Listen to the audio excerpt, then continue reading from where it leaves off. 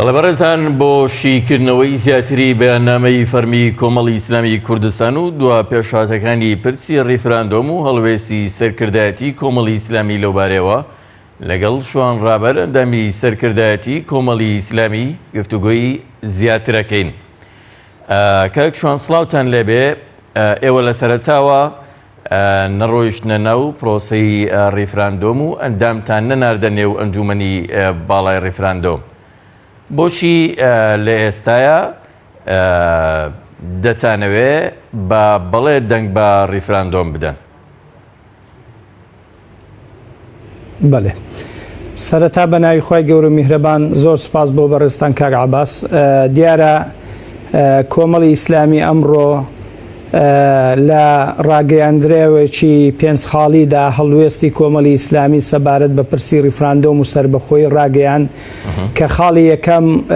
باس لەوە دەکا یاخوددان بەوە دادێنێ کە هەرێمی کوردستان مافی خۆیەتی بە هەموو مافەنەتەوەیەکان بگا وەکو سربەخۆی وەکو دەوڵەتی کوردی. دووەم خاڵ کۆمەڵی ئیسلامی لە ڕابردوو زەمینە سازی بۆ مەسلەی سربەخۆیی کردووە، هەم حرەکەتێکی چەکداری بۆ بە خوێن خەباتی لەو پێنەوەدا کردووە، هەمیش لە 6/4/2014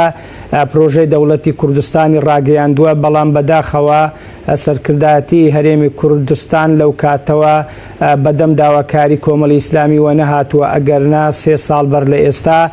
باشتر تا ئێستا زەمینە سازیمان دەکردنەک وەکو لیژنەی ڕیفراندۆم کە لە کۆبوونەوەی چەند حزبێک دروست بوو بڕیاری لەسەردا زۆر بە خێرا و بە پەلە 2 مانگونی و یا 3 مانگونی و بۆ پرۆژە بۆ پرۆسەیەکی ئاوا ساز بکرێتن. خاڵی سێم کۆمەڵی ئیسلامی ڕایوا بووە کە بەڕاستی لە ڕوانگە و لە سۆنگەی ئەوەی کە ئەم پرسێکی گەورە و گرنگ و چارەنووسسازە پێویستی بە کات و پێویستی بە ئالێتێکی سەرکەوتو و پێویستی بە زەمینە سازیەکی گەورە و گرنگی ناوخۆی و دەرەچی هەیە. کۆمەڵی ئیسلامی پێی وایە ئەم زەمینە سازیە نەهاتە ئاراوە، هەم لە نێوخۆ هەم لە دەرەوە. زۆر بە کورتی دەڵێم لە ڕووی نێوخۆوە ئەوە بوو کە بەڕاستی هەموو حزبەکان وەکو پێویست بەشداریشیان نەکرد و دواتریش پەرلەمان لە کاردانە بوو تا یاسایەک بۆ ئەوە هەموارکە و بەو یاسایە و بەوە ڕێی هەموو ئەحزاب و کۆدەنجی نیشتیمانی مخاتەبە و محاوەرە لەگەڵ وڵاتان کە زەمینە سازی دووەم کە وڵاتانی خارجن کۆمەڵی ئیسلامی هەمیشە هاواری کردووە کاکە، یعنی دیارە دیبلۆماسیەتی کورد لە ڕابردوو نەیتوانیوە ئەم ڕایە ئەم دەنگە بەدەست بێنیتن، ڕوبەڕووی فشار و هەرەشە دەبینەوە. ئێستا وا دەردەکەوی ڕۆژێ بۆ ڕۆژێ مانۆری سەربازی لەسەر سنووری هەرێمی کوردستان لەلایەن بەغدا لەلایەن تورکیا لەلایەن ئێران ساز دەکرێت و تا ئەوەی کە وڵاتە زلهێزەکانیش هەمویان یعنی دژایەتی خۆیان بۆ ڕیفراندۆم ڕاگەیاندووە. خاڵی چارەم کۆمەڵی ئیسلامی لە بەیاننامەکەدا دەڵێ سەرکردایەتی کورد تا ئێستا ئەگەرچی ئێمە 25 ساڵە بە تایبەتیش لە پاش برێن هەڵبژاردنین و هەتودوو دەکا 25 ساڵ حکوومەتین و لە مێژە لە بەغداین و لە مێژە بانگێشەی ئەوە دەکەین کە هەوڵ و جوهدی دیبلۆماسیمان زۆرە لەگەڵ وڵاتانی دەرەچی و ئێمە لە هاوپەیمانی نێو دەوڵەتی داینە بە حساب وەکو کوردستان دژی شەڕی داعش، بەڵام زۆر بەداخەوە یعنی کاتێک کە تەنیا باسی ئەوەمان کرد کە ڕیفراندۆم ئەنجام دەدەین نەک سەربەخۆی ئیعلان و جار دەکەین، یعنی وڵاتان هەر هەمومان دژبوون و هەر هەمومان ڕوبەڕوو بوونەوە. ئەوەش بۆ چەند خاڵێک دەگەڕێتەوە، یەک بۆ ئەوە دەگەڕێتەوە کە سەرکردایەتی کورد دیارە کارێکی باش و وەکو پێویستی نەکردووە. دوو دیارە سەرکردایەتی کورد بەڕاستی یعنی بەهەڵە لە ڕای دەوڵەتان حاڵی بووە یا لە سیاست حاڵی بووە کە پێی وایە یعنی ئەگەر پرۆژەیەکی ئاوا گەورە ئیعلان بکاتن دنیای لە بەردەم تەختە و ڕێگای لە بەردەمدا تەختە هیچ گیر و گرفتێک نییە، بەڵام بەداخەوە ئاوا نەبوو. خاڵی پێنجەمی بە بەلاغ و ڕاگەیاندراوەکە ئەوەیە کە کۆمەڵی ئیسلامی دەڵێ لە سۆنگەی ئەو هەموو تێبینیانەی کە کۆمەڵ هەیبوو داوای کرد کە پێویستە زەمینە سازی لە ڕوونێ خۆی و دەرەکی بکرێتن بەڵام نەکرا و بەجییان نەکرد لە سۆنگەی ئەو هەموو گیر و گرفت و هەڕەشانەی کە لە ئایندەدا دێنە پێش یاخود جێگای مەترسین لە سۆنگەی ئەوە کە ئەم پرسە پرسێکی نیشتیمانیە پرسێکی نەتەوەیە ینی کۆمەڵ بڕیاریدا کە هەواداران و ئەندامان و دۆستەکانی خۆی بە بەڵێ دەنگ بدەن بۆ ئەوەی ئەم پرۆژەیە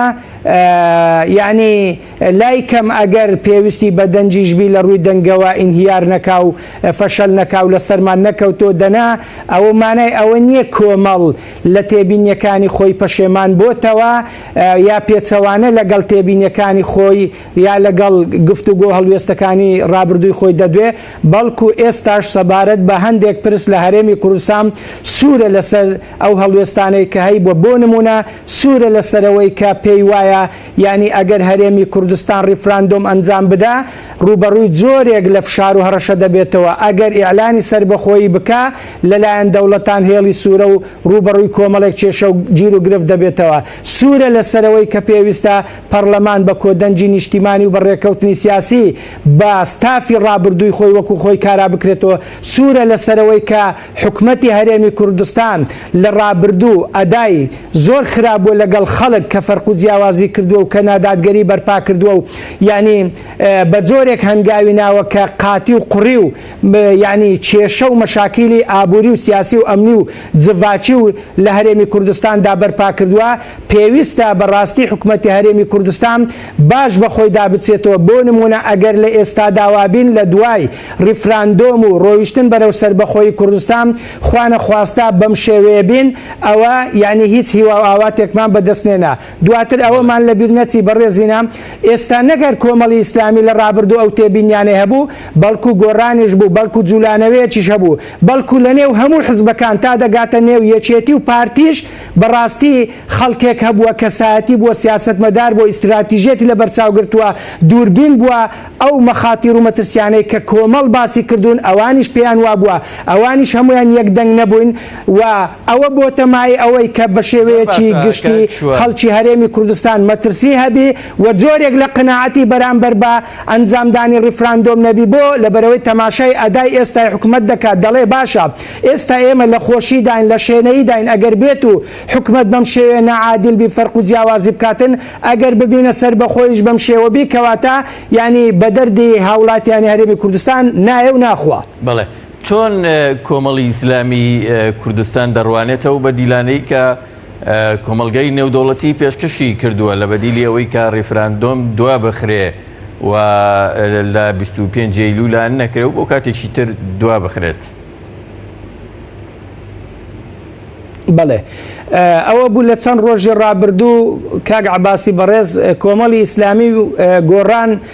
ڕاگەیاندراوێکی هاوبەشیان ڕاگەیان لە دوو خاڵدا بوو خاڵێک وەڵامی پرسیارەکەی جەنابتە ئەوە بوو کە کۆمەڵ و گۆڕانیش بە هاوبەشی داوایان کرد کە بە شتێکی باشی دەزانین پێشوازی لە هەوڵ و ینی بەدیل و ئەلتەرناتیڤ و پێشنیارەکانی نێودەوڵەتی بکرێتن لەو سۆنگەیەوە واتە بە وەساتەی نێودەوڵەتی بە زەمانەتی نێودەوڵەتی بڵێن ریفراندۆم تاجیل بکرێتەوە بۆ ئەوەی زەمینە سازی لە ڕووی نێوخۆ و لە ڕووی دەولی و هەروە لەگەڵ بەغدا بۆ بکرێتن بەڵام سەرکردایەتی کورد گوێی لە پێشنیارەکانی هیچ حزب و هیچ لایەنێک نەگرت ئیعلانی ئەوەیان کرد کە ئەمە بڕیار دراوە خەڵک بڕیاری داوا کەوتۆتە بەردەستی خەڵک لەژێر دەستی هیچ حزب و هیچ کەسێک نەماوە بەڵام لێرەوە دەیرێن با خەڵکی هەرێمی کوردستان بزانی کاتێک کە چەند ئەحزاب بە یەکەوە دانیشتن لیژنەی ریفراندۆمیان دروست کرد پرسیان بە هیچ کەس نەکرد تەنانەت پرسیان بە پەرلەمانیش نەکرد کە نوێنەری خەڵکی هەرێمی کوردستان بوو یعنی ئێستاش دەڵێن کاکە ئەوە کەوتۆتە دەست خەڵک و یعنی ئەوە لە دەستی ئێمە نەوە ماوە نەخێر ئەگەر هەتا سعات هەشتی بەیانیش یعنی ئەو لیژنەیە هەوەستیان لێبی زۆر بە ئاسایی و ئەسپایی دەتوانن ریفراندۆمەکە تاجیل بکەنەوە ئەو کاتەش خەڵکی هەرێمی کوردستانیش هیچ ناڵێ بەڵام ئەوە وانییە کە یعنی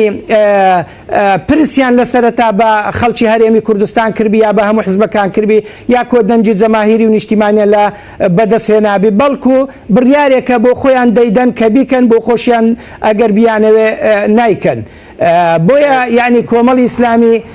لەسەر ئەو هەڵوێستەش هەر سوورە کە پێی وایە لەوانەیە لە داهاتوشدا ینی ئەگەر ریفراندۆم بکرێتن لەوانەیە ینی ڕوبەڕووی کۆمەڵێک مەشاکل ببینەوە یاخود لەوانەشە بەرەو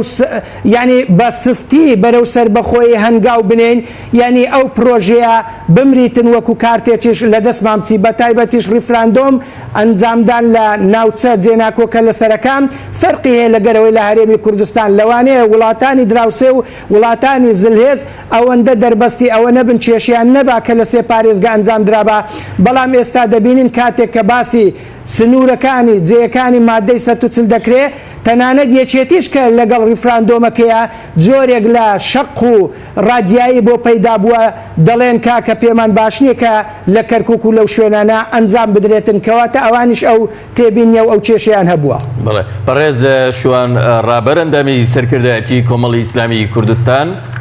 زۆر سپاس.